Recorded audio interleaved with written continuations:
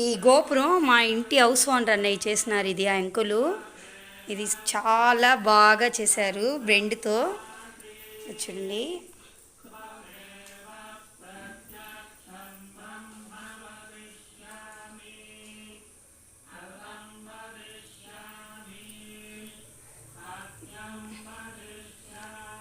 అన్నయ్య సూపర్గా చేస్తారు. అంకులు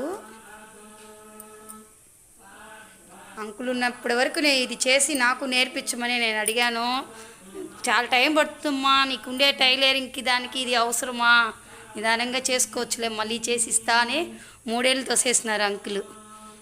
ఇప్పుడు అంకుల్ లేరు, కానీ ఇది గుర్తుగా నేను వీడియో చేస్తున్నాను. అంకుల్ కట్టిన గోపురం లోపల సరస్వతీదేవిని పెట్టారు, ఇక్కడ కృష్ణుడిని పెట్టారు చిన్న గోపురంలో, ఇక్కడ కుబేరుణ్ణి, వెనక చెట్టు వినాయకుడిని ఉంచారు, ఇటుపక్క వినాయకుడు విఘ్నేశ్వరుని పెట్టి ఉన్నారు.